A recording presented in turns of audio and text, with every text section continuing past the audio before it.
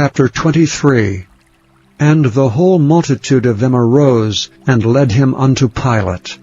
And they began to accuse him, saying, We found this fellow perverting the nation, and forbidding to give tribute to Caesar, saying that he himself is Christ a king.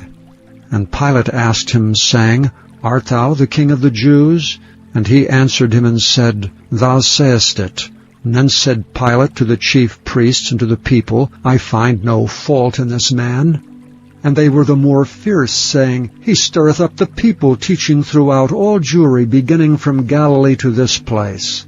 When Pilate heard of Galilee, he asked whether the man were a Galilean. And as soon as he knew that he belonged unto Herod's jurisdiction, he sent him to Herod, who himself also was at Jerusalem at that time. And when Herod saw Jesus, he was exceeding glad, for he was desirous to see him of a long season, because he had heard many things of him, and he hoped to have seen some miracle done by him. Then he questioned with him in many words, but he answered him nothing. And the chief priests and scribes stood and vehemently accused him. And Herod with his men of war set him at naught, and mocked him, and arrayed him in a gorgeous robe, and sent him again to Pilate. And the same day Pilate and Herod were made friends together, for before they were at enmity between themselves. And Pilate, when he had called together the chief priests and the rulers and the people, said unto them, Ye have brought this man unto me as one that perverteth the people, and behold, I, having examined him before you, have found no fault in this man touching those things whereof ye accuse him. No, nor yet Herod, for I sent you to him, and lo, nothing worthy of death is done unto him. I will therefore chastise him, and release him. For of necessity he must release one unto them at the feast. And they cried out all at once, saying, Away with this man, and release unto us Barabbas, who for a certain sedition made in the city, and for murder was cast into prison. Pilate therefore, willing to release Jesus, spake again to them, but they cried, saying, Crucify him, crucify him. And he said unto them the third time, Why, what evil hath he done? I have found no cause of death in him. I will therefore chastise him, and let him go. And they were instant with loud voices, requiring that he might be crucified. And the voices of them and of the chief priests prevailed. And Pilate gave sentence that it should be as they required. And he released unto them him that for sedition and murder was cast into prison, whom they had desired, but he delivered Jesus to their will. And as they led him away, they laid hold upon one Simon, a Cyrenian, coming out of the country, and on him they laid the cross, that he might bear it after Jesus. And there followed him a great company of people, and of women, which also bewailed and lamented him. But Jesus, turning unto them, said, Daughters of Jerusalem, weep not for me, but weep for yourselves and for your children. For behold, the days are coming, in the which they shall say, Blessed are the barren, and the wombs that never bare, and the paps which never gave suck.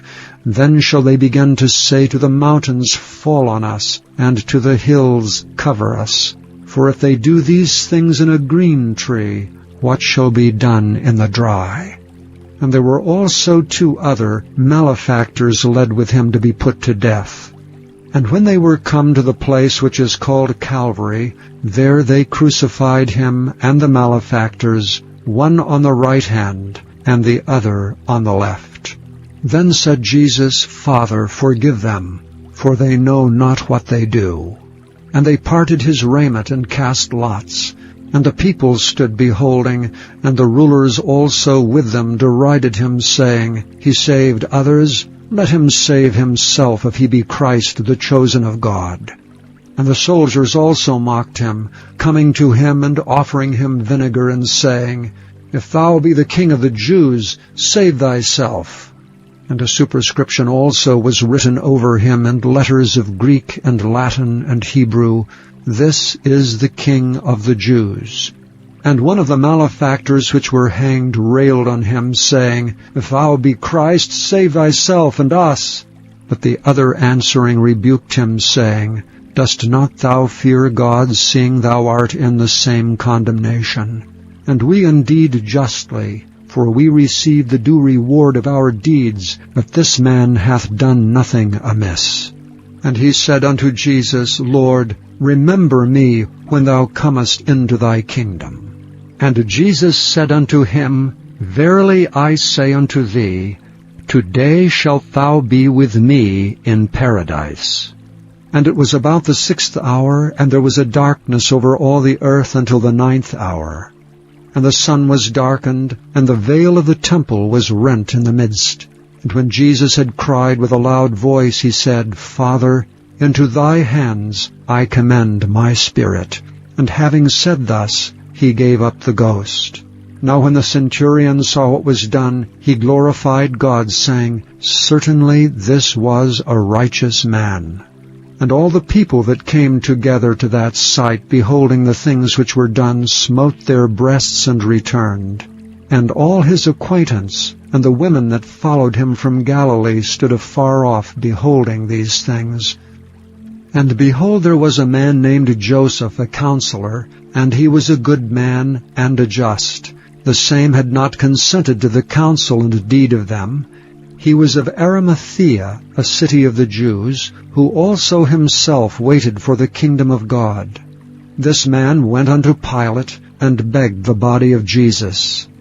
And he took it down, and wrapped it in linen, and laid it in a sepulchre that was hewn in stone, wherein never man before was laid. And that day was the preparation, and the Sabbath drew on.